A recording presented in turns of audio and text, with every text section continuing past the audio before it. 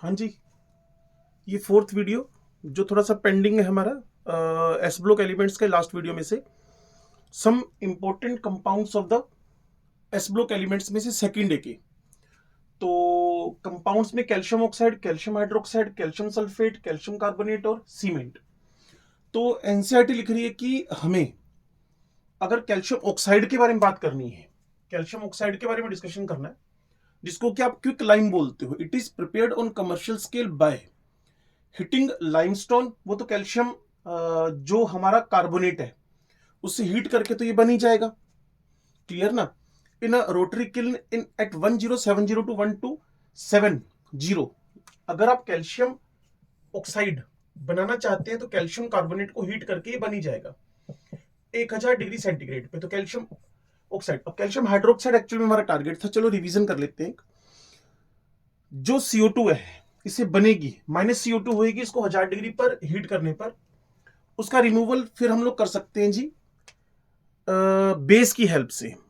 क्यों? नहीं तो रिएक्शन बैकवर्ड होकर वापस कैल्शियम कार्बोनेट यानी लाइमस्टोन बना देगी। Calcium oxide is a white amorphous solid, जैसे कि पिछले लेक्चर में बताया था मैंने आपको। इसका एमपी काफी अच्छा है क्योंकि इस पर लेटिस एनर्जी बड़ी जबरदस्त हो गई है, +2 -2 करके। On exposure to atmosphere it absorbs moisture and CO2। तो ये बेसिक ऑक्साइड है, CO2 को एब्जॉर्ब करके वापस कैल्शियम कार्बोनेट बना देगा। कैल्शियम ऑक्साइड पानी सोखेगा तो कैल्शियम हाइड्रोक्साइड आपके सामने बन ही रहा है। कैल्शियम ऑक्साइड CO2 सोखेगा तो calcium carbonate limestone. The addition of limited amount of water breaks the lumps of lime. अगर आप लिमिटेड अमाउंट ऑफ पानी के डालते हो तो फिर कैल्शियम ऑक्साइड के लम्स टूटने लगते हैं। दिस प्रोसेस इज कॉल्ड है Slaking of lime.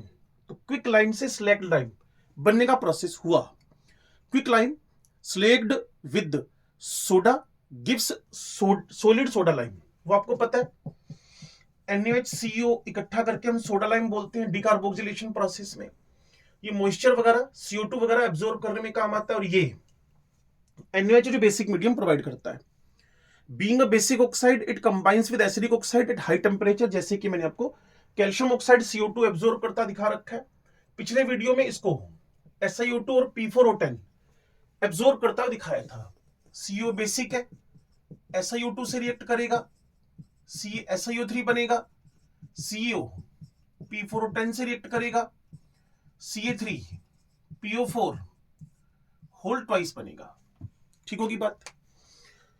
Basic oxide है, इसका काम ही होता है जो एसिडिक इंप्योरिटीज है उसको एब्जॉर्ब करना। यूजेस, ये एक इंपॉर्टेंट प्राइमरी मटेरियल है for the manufacturing of cement and it is the cheapest form of the alkali. Calcium oxide एक चीपेस्ट फॉर्म ऑफ एल्कली है। इसके अलावा sodium carbonate from the NaOH बनाने के काम आता है। वो तो ही NaOH हुआ, Ca हुआ, तो it is used in the manufacturing of Na2CO3 from NaOH। It is employed in the purification of sugar. Sugar में से जो अनडिजायर्ड कलर्स वगैरह है उनको एब्जॉर्ब कर लेता है। ठीक है जी। तो जिसका डिस्कशन हमारा पेंडिंग था वो करते हैं जी अब कैल्शियम हाइड्रोक्साइड का। कैल्शियम हाइड्रोक्साइड जिसे कि आप लोग स्लेक्ड लाइम बोलेंगे। Calcium oxide quick lime, CaO lime तो है ही बट क्विक लाइम, और जैसे पानी डाल दोगे तो ये बन जाएगा slaked lime. Calcium hydroxide is prepared by adding water to quicklime. Quicklime में पानी डालने से ये बनता है। ये व्हाइट अमोर्फस सॉलिड है। ठीक होगी बात। It is sparingly soluble in water. ये पानी में कम घुलता है, लेस सोल्यूबल इन वाटर है। The aqueous solution is known as, इसका जो एक्वस सोल्यूशन है उसको हमने लाइम वाटर बोला हुआ है। अगर ये सस्पेंड हो जाए तो उसको हम लोग मिल्क ऑफ लाइम बोलते हैं and suspension of slaked lime. तो इसलिए फिर मैं आपको बार बार इसमें इंफॉर्म कर रहा हूं, ये एक हाईली इंपॉर्टेंट डिस्कशन है। कैल्शियम हाइड्रोक्साइड को स्लेक्ड लाइम बोलना है आपने। एक्वस सॉल्यूशन लाइम है, सस्पेंडेड ये मिल्क ऑफ लाइम है।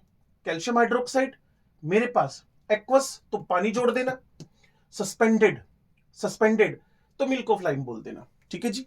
अच्छा इंपॉर्टेंट टॉपिक है, कई बार मैचिंग टाइप का क्वेश्चन बन जाता है। and suspension of slaked lime is known as, in water is known as suspended lime. कौन सा lime? Milk of lime, milk of lime. When CO2 is passed through the lime water, जब lime water में से हम CO2 लगातार पास करवाएंगे, जब इसमें लगातार CO2 पास करवाएंगे तो याद करो कैल्शियम कार्बोनेट वापस मिल्कीनेस अपीयर होगी, CaCO3 प्रेसिपिटेट करेगा. क्लियर है?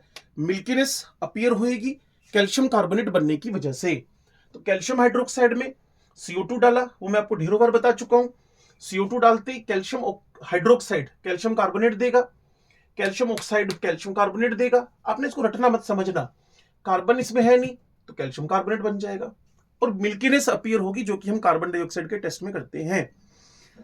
उसके बाद अगर मैं CO2 लगातार फ्लो करता जाऊं तो कैल्शियम बाइकार्बोनेट की यहां वो जो कैल्शियम कार्बोनेट ने मिल्कीनेस दी थी वो मिल्कीनेस डिसअपीयर हो जाएगी. और वैसे भी आप जानते हैं, मान लो आपके पास हार्ड वाटर पड़ा हुआ है तो हार्ड वाटर कभी भी आपको टर्बिड नहीं दिखता है. हार्ड वाटर कभी भी आपको टर्बिड नहीं दिखता है. हार्ड वाटर आपको हमेशा ट्रांसपेरेंट ही दिखेगा. उसके अंदर बाइकार्बोनेट्स घुले हुए फॉर्म में रहेंगे जो उसको कभी भी धुंधलापन नहीं देते हैं. Milk of lime reacts with chlorine. ये जो आपके पास मिल्क ऑफ लाइम है, मिल्क ऑफ लाइम जो हमारे पास टर्म है कैल्शियम हाइड्रोक्साइड की, स्लेक्ड लाइम एक्वा सॉल्यूशन को आप लोग लाइम वाटर बोल रहे हो और यहां सस्पेंडेड को आप लोग मिल्क ऑफ लाइम बोल रहे हो. तो वर्डिंग है milk of lime reacts with, है तो कैल्शियम हाइड्रोक्साइड ही, अगर पानी के अंदर नॉर्मल फॉर्म में हो तो लाइम है, सस्पेंडेड तो मिल्क ऑफ लाइम है. ठीक है जी. Now milk of lime reacts with chlorine. अगर मैं इसी कैल्शियम हाइड्रोक्साइड को क्लोरीन से रिएक्शन करवा दूं, ठीक है जी, to form hypochlorite CaOCl whole twice, जो ब्लीचिंग पाउडर का कॉम्पोजिशन होता है. A constituent of bleaching powder to CaOH whole twice में क्लोरीन गया, CaCl2 बना, CaOCl का होल ट्वाइस बना और पानी बना. इसके बाद हमें समझना है कि कैल्शियम हाइड्रोक्साइड के यूजेस क्या हैं. अगला कंपाउंड हमारा कैल्शियम कार्बोनेट है, उससे पहले यूजेस थे हमारे पास. तो एक्चुअल में क्या है, जो कैल्शियम हाइड्रोक्साइड है ना, तो इसमें ये मोटार बनाने के काम आता है. MORTAR जो एक बिल्डिंग मटेरियल है, आप गूगल सर्च करके मोटार सर्च कर सकते हैं. व्हाइट वॉश में काम आता है क्योंकि इसमें डिसइंफेक्टेंट प्रॉपर्टीज है. ग्लास मेकिंग में, इसके अलावा टैनिंग इंडस्ट्रीज में, टैनिंग ऑफ सुना होगा आपने, लेदर. ब्लीचिंग पाउडर पीछे पढ़ा ही था, कैल्शियम OCl होल ट्वाइस बना रहा है. और शुगर का प्यूरिफिकेशन भी उसने कहीं ना कहीं लिखा ही था. तो मोटार, व्हाइट वॉश और ग्लास मेकिंग, टेन इंडस्ट्री, बाकी तो दोनों पुराने हैं. अब तीसरा कंपाउंड शुरू हो रहा है जी, कैल्शियम कार्बोनेट. 1200 डिग्री पे तोड़ दो तो ये कैल्शियम ऑक्साइड और CO2 बनाता है.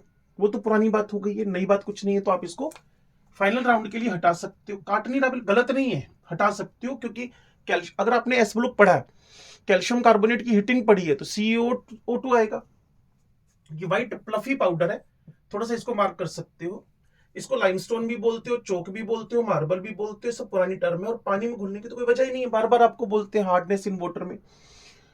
कैल्शियम कार्बोनेट का व्हाइट PPT आएगा, तो फाइनल राउंड के लिए आप इसको याद कर लोगे. जब एग्जाम में पूछेगा ना, सिर्फ व्हाइट प्लफी पाउडर लिख के रखो. हिटिंग से क्या हो रहा है, इसको लाइमस्टोन बोलते हैं, इसको हम लोग चोक बोलते हैं, इसको मार्बल बोलते हैं, पानी में नहीं घुलता. ये सब वैसी पुरानी बातें याद है. एक 40 मिनट से लेकर 1 घंटे के बीच का वीडियो आएगा जिसमें वही बातें बोलूंगा जो बोलनी चाहिए एग्जाम के पॉइंट ऑफ व्यू से, बाकी जनरल आपको याद होती हैं. अब मेथड ऑफ प्रिपरेशन की बात करूं, ये भी पुराने.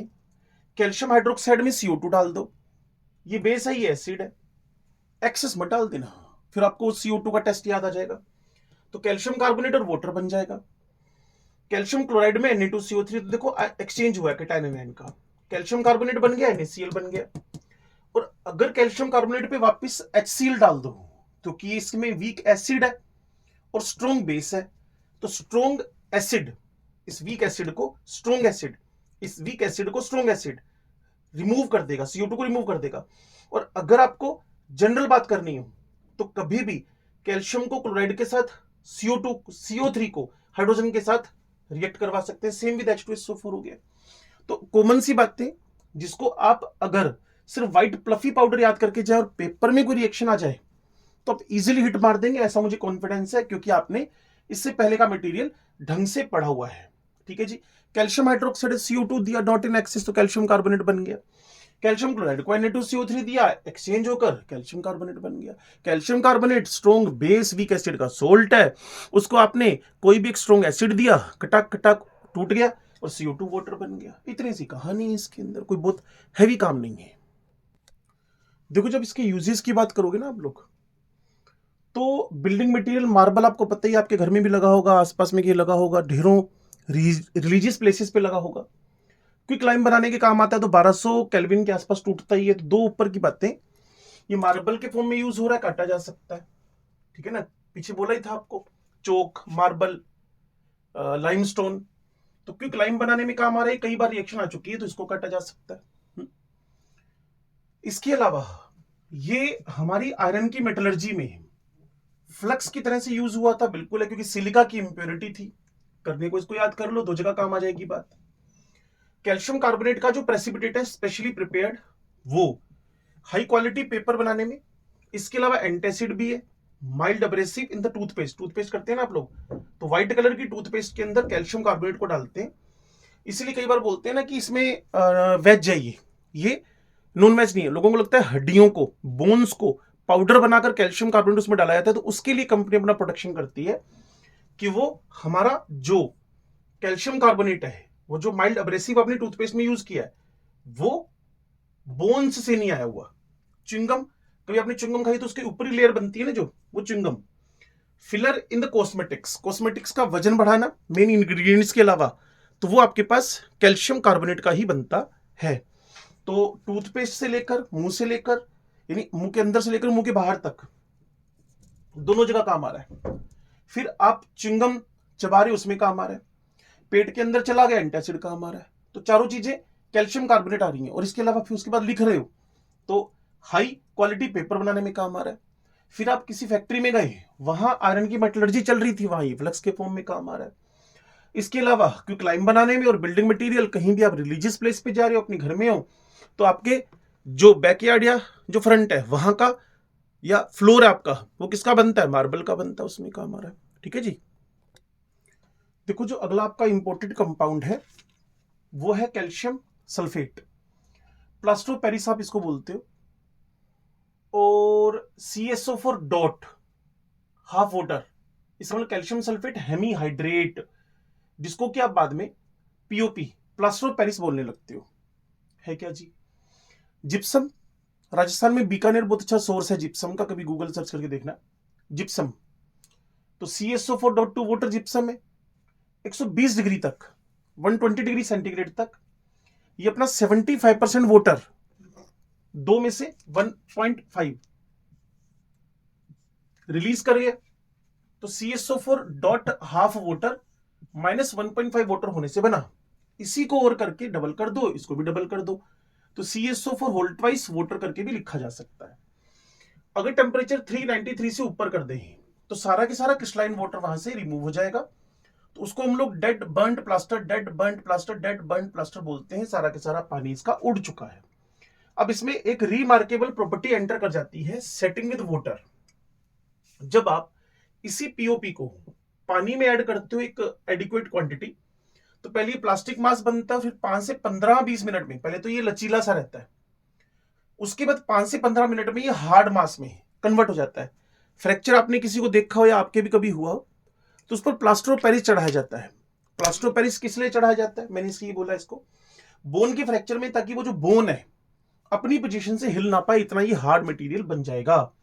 इसके अलावा कभी आपके दांत में दर्द हुआ हो, तो दांत का मेजरमेंट लेने के लिए डेंटिस्ट्री में भी calcium sulphate dot half water मतलब POP को यूज करते हैं। बिल्डिंग मटेरियल तो है, आपने घरों में देखिए, कभी भी POP की डिजाइनिंग बन रखी होगी छत पे, या फिर कभी रोड पे आपने आते जाते साइड में देखा हो, कुछ स्टैच्यूज बनी हुई रखते हैं वो लोग, तो डेंटिस्ट्री में काम आ रहा है, बिल्डिंग मटेरियल में काम आ रहा है, प्लास्टर में, ये बोन फ्रैक्चर में काम आ रहा है, स्टैच्यूज बनाने में काम आ रहा है, सिर्फ इसलिए क्योंकि इसके अंदर remarkable property of the setting with water है, सेटिंग विद वाटर है।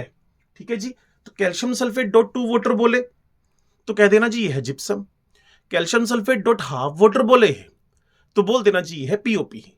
Calcium sulphate dot two water बोले तो जिप्सम है, calcium sulphate dot half water बोले तो वो हमारे पास है पीओपी। पीओपी का काम मैंने आपको फर्दर बता ही दिया है। अगला टारगेट हमारा सीमेंट है, फिर biological uses applications of the calcium and magnesium है। देखो जो सीमेंट है ना, ये इंग्लैंड के एक साइंटिस्ट थे, तो हमारी नजर में साइंटिस्ट ही थे, जिन्होंने इंट्रोड्यूस करवाया जोसेफ एस्पेडिंट। जोसेफ एस्पेडिन जिन्होंने सीमेंट इंट्रोड्यूस करवाया। इसको हम लोग ना पोर्टलैंड सीमेंट भी बोलते हैं। क्यों बोलते हैं जी? क्योंकि इसकी जो रिजेम्बलेंस है, इसकी जो सिमिलरिटी है, इसकी जो देखने में फील होता है, natural limestone isles of the Portland, ISLE। तो रिसेम्बलेंस होने की वजह से आपने इसको पोर्टलैंड सीमेंट बोल दिया है, और जोसेफ एस्पेडिन ने इंट्रोड्यूस करवाया। चलो अच्छी बात है। फिर सीमेंट एक्चुअली क्या है? Lime, calcium oxide, clay. अब जो कैल्शियम ऑक्साइड है वो बहुत ज्यादा है, 50 से 60% है, और जो क्ले के कंपोनेंट्स हैं उनमें से सिलिका हुआ, एल्यूमिना हुआ, आयरन का और मैग्नीशियम के ऑक्साइड्स हुए। ठीक है ना जी? 12 नंबर और 26 नंबर के ऑक्साइड हुए, 12 और 13 के ऑक्साइड हुए, 12, 13, 14 के ऑक्साइड हुए। याद करने का तरीका, 12 नंबर का ऑक्साइड, 13 नंबर का ऑक्साइड, 14 नंबर का ऑक्साइड। बस एक ही आपके पास याद करना है आपको, वह 26 नंबर का ऑक्साइड, वो भी इन दोनों का सम है 12, 14 का। तो 26 नंबर का ऑक्साइड आपके पास है आयरन का ऑक्साइड। ठीक होगी बात? SO2 रहता है गैस फॉर्म में 1 से 2%, तो उसमें घुला हुआ रहेगा। अब उसने कहा जी जो हमारे पास गुड क्वालिटी सीमेंट चाहिए, तो भाई साहब सिलिका, ये सिलिका जी 20 से 25% है, एल्यूमिना 5 से 10% है। अगर आप खुद देखें 20/5 मतलब 4 आएगा, 25/10 मतलब क्या आएगा? 2.5 आएगा। तो अगर आप इन दोनों का रेशो उठाएं 4, इन दोनों का रेशो उठाएं तो 2.5। तो ये याद कर लो, ये याद कर लो। मैं चाहता हूं कि परसेंटेज याद मत करो, रेशो याद कर लो, if you want to make the good quality cement. फिर सीएओ, सीएओ को देख ले 50 से 60% था, और ये सारे मिलाकर सिलिका मान लेते 20% है, एल्यूमिना 5% है, 25 हो गया, ये आपका 2% है। तो कहीं ना कहीं सब कुछ जोड़ोगे 25, 5 और 2, तो 27-28% हो गया। तो 50-60% में जब 27-28% का डिवाइड मारोगे तो आपके पास 2 के आसपास का रेशियो आएगा। तो CaO एनरिच्ड, कौन? सीमेंट। तो 13 नंबर का, 12 नंबर का ऑक्साइड, 13 नंबर का ऑक्साइड, 14 नंबर का ऑक्साइड, 26 नंबर का ऑक्साइड, ये बात समझ में आ गई है। फिर कैल्शियम ऑक्साइड तो 50 से 60% है ही। इसका जो रॉ मटेरियल है वो है लाइमस्टोन, कैल्शियम कार्बोनेट, जैसा कि मैं पहले से बोल रहा हूं, और क्ले। क्ले में ये सारा है आपके पास 12 से 13 से 14 से और 26 का ऑक्साइड। हीट करोगे सीमेंट क्लिंकर बनेगा, हीट करोगे सीमेंट का क्लिंकर बनेगा। जिप्सम डालते हैं उसमें 2 से 3%। फिर उसके बाद हमारा एक्चुअल में सीमेंट तैयार होता है। लाइन लिखी हुई है इसमें, this clinker is mix with 2 to 3% by weight of gypsum, CSO4 dot two water, by weight of gypsum डाल देते हैं सीमेंट में। और इंपॉर्टेंट जो इसके इंग्रेडिएंट्स आ गए, डाइकैल्शियम सिलिकेट 26, ट्राइकैल्शियम सिलिकेट, देखो ना एक ऑक्सीजन बढ़ा दी यहां पर, तो +2 का कैल्शियम भी बढ़ा दिया 51%। और ये ट्राइकैल्शियम एल्यूमिनेट, ठीक है ना जी? Dicalcium, tricalcium, tricalcium, dicalcium, tricalcium, tricalcium, DTT, DTT, dicalcium, tricalcium, tricalcium, silicate, silicate, aluminate, 26, 51, 11%। ये बात अगर आपके दिमाग में सेट हुई तो ये 26, 51, 11% है। अब हम सेटिंग ऑफ सीमेंट की तरफ बढ़ने वाले हैं कि सीमेंट की सेटिंग कैसे होती है। देखो आप ना अपने आसपास घर बनता हुआ देखिए, तो आप देखेंगे जो वहां की लेबर है या वहां का जो आर्किटेक्ट है जिसने डिजाइन करवाया है, तो वो जो लेबर काम करती है क्या करती है, सीमेंट में पहले पानी डालेंगे। तो होगा क्या, वो हार्ड मास में कन्वर्ट होगा, लेकिन ये कोई ऐसे नहीं कि आपने पानी डाला और खटाक से कन्वर्ट हो गया। तो ये जो टाइम लिया ना उसने हार्ड होने में, उसके पीछे वजह होती है जिप्सम, उसके पीछे वजह होती है जिप्सम। तो जो लास्ट में आपने 2 से 3% जिप्सम डाला था ना, जो आपने 2 से 3% जिप्सम डाला था ना, वो सेटिंग को स्लो डाउन करने के लिए डाला था। जो आपने 2 से 3% जिप्सम डाला था ना, वो सेटिंग को स्लो डाउन करने के लिए डाला था। तो जैसे ही सीमेंट में पानी डाला हार्ड मास बना। रीजन क्या है हार्ड मास बनने का? तो अगर हमारा AR का क्वेश्चन बनता है तो इसकी वजह मानते हैं hydration and rearrangement. Hydration and rearrangement, hydration और रीअरेंजमेंट होने की वजह से वो जो कॉन्स्टिट्यूएंट मोलिक्यूल्स थे ना, जो एनसीईआरटी लिखती है, this is due to hydration of the molecules of the constituents and their rearrangement. Molecules का हाइड्रेशन हुआ और रीअरेंजमेंट हुई तो फिर वो आपका सीमेंट हार्ड हुआ। इसके अलावा जो सीमेंट का यूज है, बताने की नीड कम है, डैम्स बनने में, बिल्डिंग्स बनने में, कंक्रीट में डालते हैं, रेनफोर्स्ड कंक्रीट में डालते हैं। तो ये आपके पास, आपके आसपास किसी घर में अगर छत डल रही हो तो वहां पहले वो एक फ्रेम बनाएगा आयरन का, फिर उसमें इसको डालेगा, तो आरसीसी में, कंक्रीट में, ये सब सीमेंट ही डाला जाता है। लो जी, biological importance of the calcium and magnesium पढ़ लेते हैं। एक अडल्ट बॉडी जिसमें दांत और हड्डियां मेन है, तो कैल्शियम का 1200 gram approximate 1.25 kilo, 1 kilo 200 gram calcium रहेगा। जो मैग्नीशियम है आपके पास वो 25 ग्राम के आसपास ही है। तभी आप देखिए जाए मैक्सिमम कंपनीज कैल्शियम मैग्नीशियम का कॉम्पोजिशन देना पसंद करती हैं, जिससे कि आपके पास मैग्नीशियम और कैल्शियम का जो सप्लाई है बॉडी में बनी रहे। 5 ग्राम आयरन है, आयरन का भी सजेशन देते हैं लोग बाग। कॉपर 0.06% ही है, very very less. Daily requirement हमें 200 से 300 मिलीग्राम की रहती है इसकी। एंजाइम यूटिलाइज करते हैं जब एटीपी को फॉस्फेट के ट्रांसफर में, जब एंजाइम्स यूटिलाइज करते हैं किसको, एटीपी को, जब एंजाइम यूटिलाइज करते हैं एटीपी को, ठीक है जी, फॉस्फेट के ट्रांसफर में, उस टाइम पे उनको मैग्नीशियम के कोफैक्टर के फॉर्म में नीड होती है। उस टाइम पे उनको मैग्नीशियम की एज ए कोफैक्टर नीड होती है, एज ए कोफैक्टर नीड होती है। मैग्नीशियम जो पुराना स्टेटमेंट है, चाहे तो आप इसको एक बार पढ़ो फिर हमेशा के लिए दिमाग में से काट दो, ये क्लोरोफिल में होता है। बोन्स और टीथ्स में कैल्शियम होता है, ये भी काट दो आप, ठीक है जी, जो ऑलरेडी याद है हम लोगों को ना। न्यूरोमस्कुलर फंक्शंस में, इंटर न्यूरोनल ट्रांसमिशन में, जो सेल मेम्ब्रेन है उसकी इंटीग्रिटी में, ब्लड क्लोटिंग में कैल्शियम का रोल है। Neuromuscular, inter neuronal transmission, cell membrane की इंटीग्रिटी, ब्लड क्लोटिंग में इसका रोल है। इसके अलावा प्लाज्मा में ये अप्रोक्सीमेट हमें जो कैल्शियम है वो मिलता है 100 मिलीग्राम पर लीटर। एनसीईआरटी लिखती है इस बात को, वो लिखता है जी, the calcium concentration in plasma is regulated at about 100 milligram per litre, 100 milligram per litre in blood, ठीक है जी।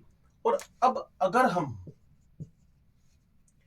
इसको हैंडल करना हो, कंट्रोल करना हो, तो ये दो हॉर्मोन्स करेंगे। वो करते हैं जी कैल्सीटोनिन, नाम में कैल्शियम है, और पैराथायराइड। जब भी किसी बंदे को थायराइडिज्म से रिलेटेड प्रॉब्लम हो तो जनरली उसका कैल्शियम चेक करवाया जाता है कि कैल्शियम तो नहीं कम हो गया उसका, क्योंकि इसको ये दो हार्मोन क्या कर रहे हैं, कंट्रोल कर रहे हैं इन द प्लाज्मा। बाकी बोन्स में रोज 400 मिलीग्राम कैल्शियम डिपोजिट हो जाता है और सोल्यूबल ब्लड प्लाज्मा में घुल जाता है। रीसोल्यूबलाइज एंड डिजोल्व, डिपोजिट, सोल्यूबलाइज, ये चलता रहता है। घुल गया डिपोजिट हो गया, घुल गया डिपोजिट हो गया, ये चलता रहता है। 400 milligram per day, 400 milligram per day, ठीक है जी। तो इसकी डिमांड हमारी बॉडी में इसलिए बनी रहती है 200 से 300 ग्राम, 400 ग्राम रोज घुलेगा, फिर ये होगा, तो 200 से 300 ग्राम हमारी डेली रिक्वायरमेंट इनकी है। इनको कंट्रोल करने वाले हार्मोन कैल्सीटोनिन एंड पैराथायराइड है। अगर आप बायो में इसको पढ़ते तो ये भी काट सकते हैं आप लोग। बायो में अगर neuromuscular function, inter neuronal transmission, cell membrane की इंटीग्रिटी, ब्लड कोएगुलेशन पढ़ते तो इसको भी काट सकते हैं आप लोग। और बोन्स बनती बिगड़ती रहती हैं, इसको भी आप अगर बायो में पढ़ते हैं तो कंट्रोल कर सकते हैं, ठीक है जी। तो कुल मिलाकर ये हमारा एस ब्लॉक की एंडिंग हुई। अगला जो वीडियो आएगा वो ये अप्रोक्सीमेट 3.5-4 घंटे का नहीं होएगा, 1 घंटे के अंदर अंदर सारा हम खत्म करेंगे, सिर्फ इंपॉर्टेंट बातें बोलेंगे, ठीक है जी। पढ़ लीजिएगा, फिर वो 1 घंटे का वीडियो आपको खटाक से सारा चैप्टर याद करवा देगा। डन।